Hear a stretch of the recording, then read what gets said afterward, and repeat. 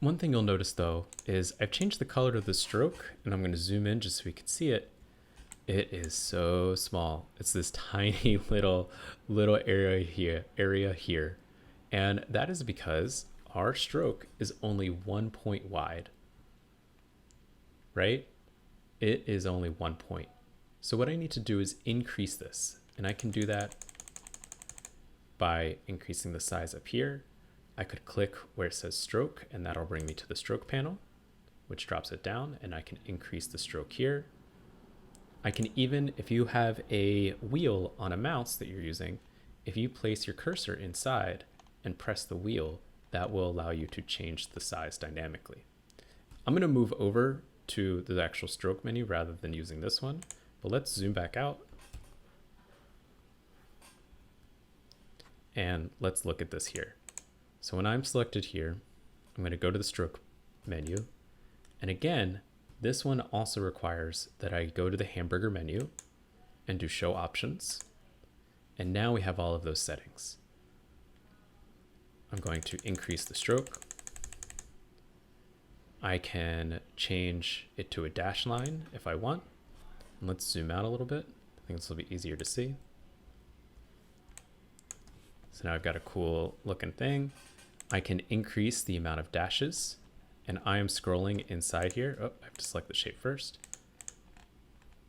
So if I decrease the amount of dashes, that is the space between each dash.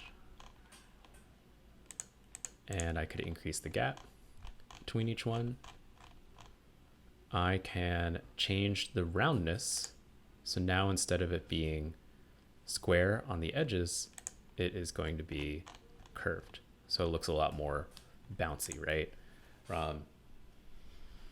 We can also, if we create a rectangle, this will also affect the corners. So notice here that this is affecting the actual corners of the shape. And let's get rid of the dash line. If I select a round corner, round join, it's a very tiny change. Sharp corners to round corners.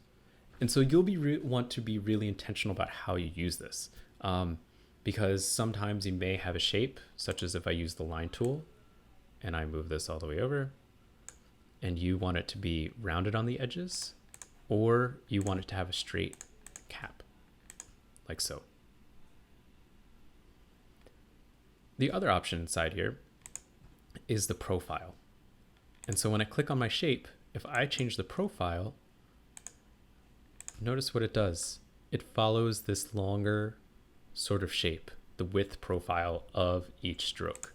So you can get into some fun kind of movements here. It's actually a little bit easier to see on an actual stroke. So I'm going to change this to uniform, change it from uniform. So if I wanted something that was, half moonish, be an eyebrow or something, holding down option, duplicating, I could change this one to have that sort of shape. And we'll get into how to add new ones to this, but for right now, we're going to work with just the defaults that are here. So you can combine a lot of these into getting really interesting shapes. So now, just from using a couple presets, we've got something that's a lot more interesting here than what we started with.